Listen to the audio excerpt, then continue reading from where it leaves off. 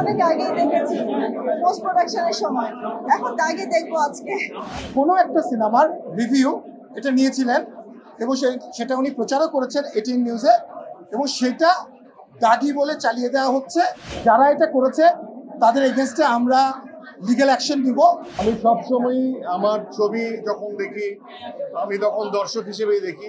আমরা সারাক্ষণ রিভিউগুলো যখন দেখছি আমরা দাগির একটা নেগেটিভ রিভিউ আমরা পাইনি।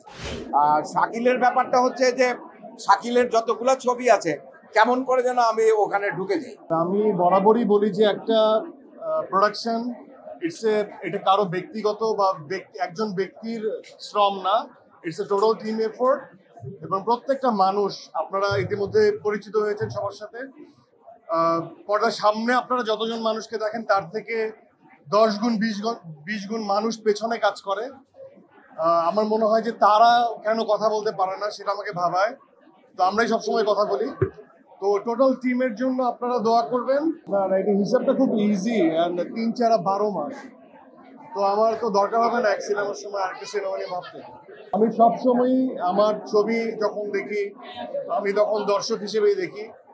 আমি কখনোই একজন অ্যাক্টর হিসেবে আমি কখনোই এডিটিং প্যানেল হোক আর সেটা সিনেমা হল হোক, আমি একজন অ্যাক্টর হিসেবে আমি দেখি না। আমার পয়েন্ট অফ ভিউ সবসময় দর্শকই থাকে। বরবাদ তো আমি অনেক আগেই দেখেছি পোস্ট প্রোডাকশনের সময়, এখন দাগি দেখবো আজকে দাগি দেখবো। বরবাদ হয়তো এরপর শাকিল ভাইকে নিয়ে দেখবো সাথে। অবশ্যই দাগির জন্য সবসময় আমার ওয়েল উইশ ছিল যে দাগিও ভালো করুক। আরো কয়েকটা সিনেমা এসেছে, আমি সবসময় বলেছি যে আপনার সাথে বরবাদ আপনার সবগুলো সিনেমা দেখবেন, দাগি দেখবেন, জঙ্গলি দেখবেন, চক্কর দেখবেন, যত সিনেমা আছে। কারণ এটা আসলে দিন শেষে আমাদের সিনেমার উপর, এটা বাংলা চলচ্চিত্রের উপর, চলচ্চিত্র দেখাটা। আমরা আপনার সিনেমা হলমুখী হন, সবাই সিনেমা দেখুন, তাহলে আমরা সিনেমা বানাতে পারবো। দর্শক যদি না থাকে আমাদের আসলে সিনেমা বানিয়ে কোনো লাভ নেই। ঈদের আগে আরো 3-4 দিন আমরা দেখেছি যে আপনারা কন্টিনিউয়াসলি আপনারা বিভিন্ন হলে ছুটে বেরিয়েছেন, দর্শকের রিভিউ নিয়েছেন, এবং আপনাদের কাছ থেকে একটাই আমাদের এক্সপেকটেশন ছিল যে আমরা সবসময় বলতাম যদি দর্শক কোনো ছবিকে ভালো বলে আপনারা বলেন ভালো, যদি খারাপ বলে সেটাও প্রচার করেন আপনারা।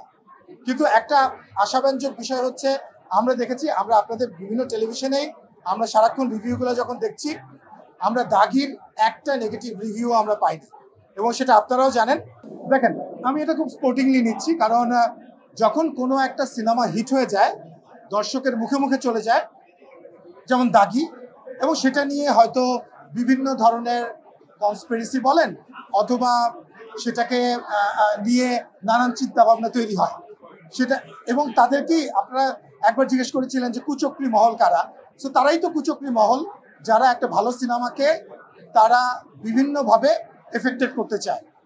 সো এই যে সাংবাদিক রিফাত ভাই, আমরা দেখলাম যে আজকে সোশ্যাল মিডিয়াতে ভেসে বেড়াচ্ছে একটা ভিডিও যেখানে কোনো একটা সিনেমা, আমি নাম বলতে চাই না, কোনো একটা সিনেমা রিভিউ হচ্ছে যেখানে বলা হচ্ছে যে এটা জঘন্য সিনেমা এবং আমরা টিকিট না পেয়ে এই সিনেমা দেখেছিলাম, খুব খারাপ, এবং পাশে দাগির ছবি দিয়ে অ্যাজ ইফ এটা দাগির রিভিউ। তো এটা যখন সোশ্যাল মিডিয়াতে ছড়িয়ে পড়ে তখন আমরা ইন্টারনালি কথা বলছিলাম যে এতদিন ধরে আমরা একটা নেগেটিভ রিভিউ পেলাম না, হঠাৎ করে কেন এই ধরনের রিভিউ একটা আসলো যে এত খারাপ সিনেমা।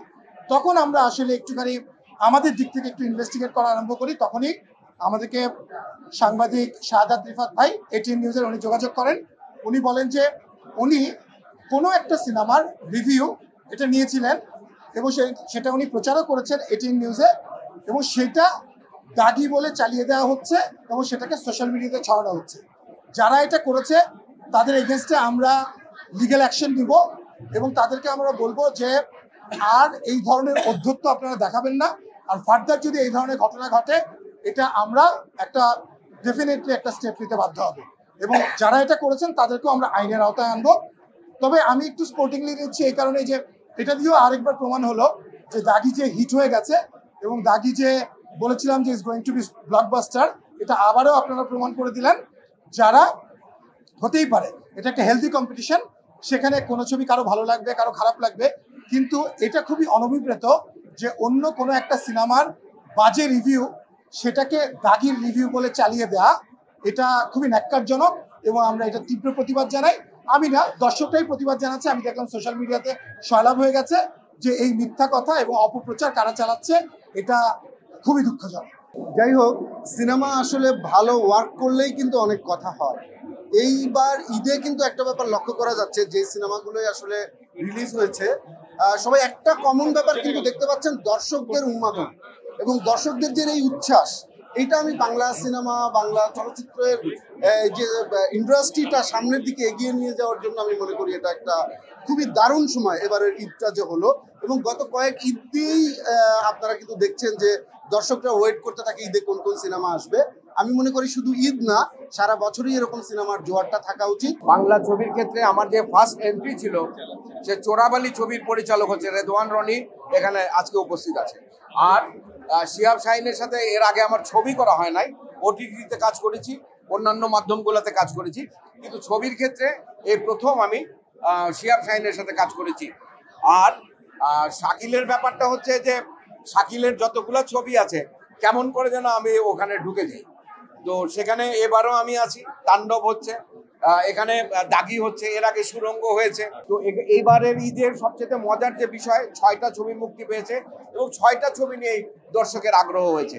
আজকে দাগির যে টিকিট, এটা আমি নিজেই পাচ্ছিলাম না দেখার জন্য, শিহাব শাহিন আমাকে সেই সুযোগ করে দিয়েছে, রনি এবং শাকিল এই ছবিটা দেখবা, তা নাহলে দেখা যেত আমাকে দেখতে হলে আরো 5 দিন 10 দিন পরে দেখতে হতো, কারণ অ্যাডভান্সও টিকিট পাওয়া যায় না। তো এখন যেটা হয়েছে যে দর্শকের আগ্রহ হয়েছে আপনাদের মাধ্যমে, আমাদের ছেলেরা ভালো ভালো কন্টেন্ট দিতে পারছে দর্শককে।